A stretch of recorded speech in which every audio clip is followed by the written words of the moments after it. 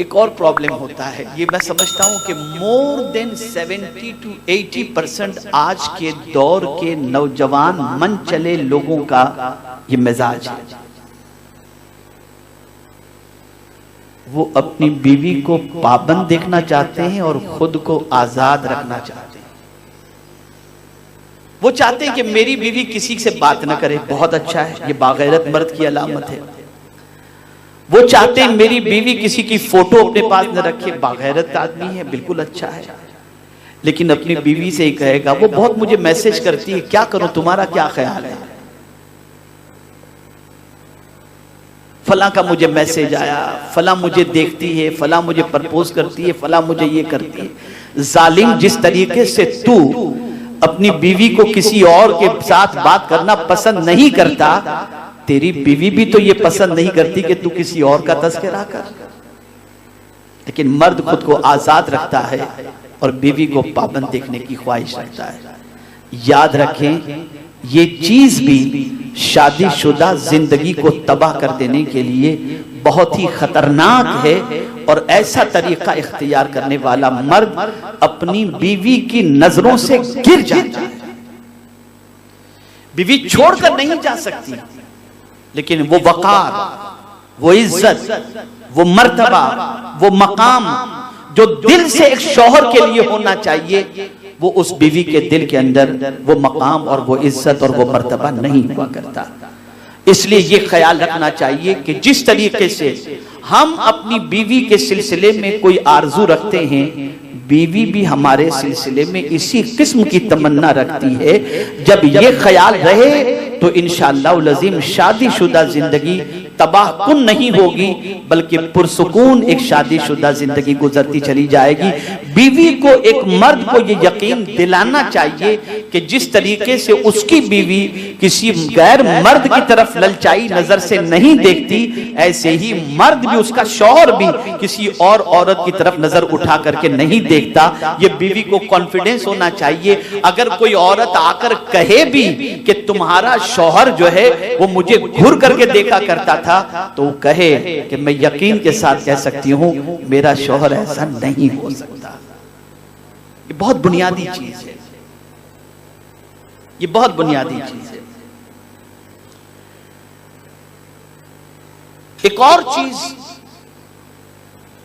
जो मियां बीवी के दरमियान प्रॉब्लम का सबब बनती है, वो ये है किसी थर्ड के लिए दोनों का उलझना, किसी तीसरे के लिए दोनों के दरमियान झगड़ा।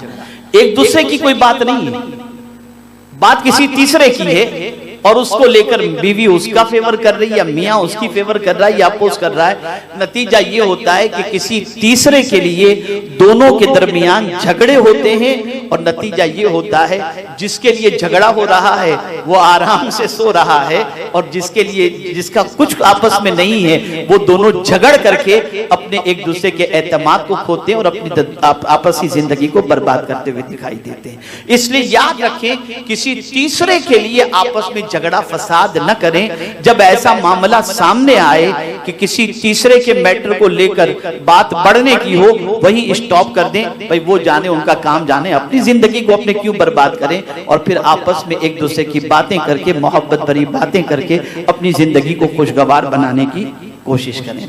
इसी तरीके से एक और चीज जो सबसे खतरनाक है वो है शक, और ये बीमारी बहुत खतरनाक है। बीवी को शौहर पर शक और शौहर को बीवी पर शक। शक का कोई इलाज नहीं है। दोनों का एक दूसरे पर एतमाद बेपनाह जरूरी है, और उसके लिए सबसे पहला रोल अगर किसी को प्ले करना है तो वो मर्द को करना है। मर्द अपनी लाइफ इस तरीके से गुजारे, अपना मोबाइल कहीं भी रख दे, बीवी को चेक करना हो चेक कर सकती है, उसे क्या टेंशन है। जब उसका किसी के साथ कोई चक्कर या अफेयर है ही नहीं तो उसे क्या टेंशन, भले बीवी खोल करके देखे, क्या फर्क पड़ता है।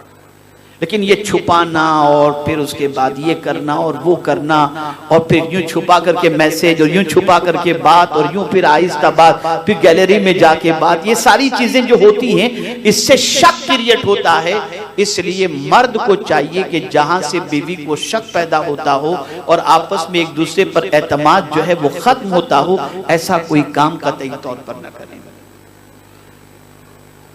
और इसी तरीके से मर्द को चाहिए कि अपनी बीवी को स्ट्रिक्टली इस बात का ऑर्डर कर दे कि तुम्हारी कोई चीज मुझसे छुपी हुई नहीं होनी चाहिए और कोई ऐसा काम तुम न करो जिससे मुझे शक हो। लेकिन मैं यकीन के साथ कहता हूं, अगर शौहर वफादारी का मुजाहिरा करे और बीवी के जायज मुतालिबात को पूरा करे तो इंशाअल्लाह उल अज़ीम बीवी भी कभी उसके साथ बेवफाई नहीं करेगी और उनकी जिंदगी पुरसुकून गुजरती हुई इंशाअल्लाह दिखाई देगी। तो शक ये सबसे खतरनाक चीज है मियां बीवी के दरमियान डिस्प्यूट के लिए। इसलिए बाहमी एतमाद ये बेपना जरूरी है। मर्द अपनी बीवी पर एतमाद करे और औरत अपने शौहर पर एतमाद करे।